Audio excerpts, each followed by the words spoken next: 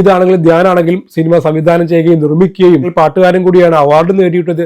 അങ്ങനെ അദ്ദേഹത്തിന്റെ എന്താ പറയുക, അദ്ദേഹത്തിന്റെ പാതയിലൂടെ തന്നെ രണ്ട് മക്കൾ മുന്നോട്ട് പോകുന്നു. അപ്പൊ എന്തായാലും സന്തോഷവാനായിട്ടുള്ള ഒരു പിതാവായിട്ട് തന്നെയാണ് അദ്ദേഹം മരണത്തെ പുൽകുകയും ചെയ്തിട്ടുള്ളതെന്നുള്ളതാണ്. അദ്ദേഹത്തിന്റെ തൊഴിലിൽ നിന്നും പിറന്നത് വെറും തമാശകളല്ല കേട്ടോ, മറിച്ച് സമൂഹത്തിന് നേർക്കുള്ള മൂർച്ചയേറിയ പരിഹാസങ്ങളായിരുന്നു.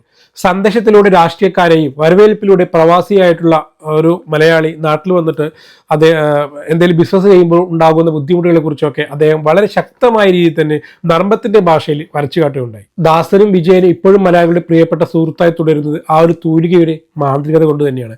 ആ ചിരി ഈ 20-ാം തീയതി മാഞ്ഞുപോയി എങ്കിലും വിനീതിലൂടെയും ധ്യാനിലൂടെയും ഇനിയും മലയാളികൾക്ക് പുതിയ പുതിയ സിനിമകളിലൂടെ അദ്ദേഹത്തിന്റെ സാന്നിധ്യം ഉണ്ടായിരിക്കും എന്ന് തന്നെ വിശ്വസിക്കാം. അതിനുള്ള അനുഗ്രഹം ആ മക്കൾക്ക് കൊടുക്കട്ടെ, ആ ഒരു അനുഗ്രഹം നമ്മൾക്കും ലഭിക്കട്ടെ എന്ന് ആഗ്രഹിക്കുകയാണ്. ശ്രീനിവാസൻ എങ്ങും പോയിട്ടില്ല. ചിരിക്കാൻ മറന്നു തുടങ്ങിയ മലയാളിയുടെ മനസ്സിൽ അല്ലെങ്കിൽ മലയാളിയുടെ കവിളിൽ ഒരു നുണക്കുഴിയായിട്ട് അദ്ദേഹം ഇനിയും പരന്നു നിൽക്കും, വിടർന്നു നിൽക്കും. അപ്പോൾ മറ്റൊരു വീഡിയോ ആയിട്ട് കാണാം. അതുവരേക്കും bye, see you, thank U.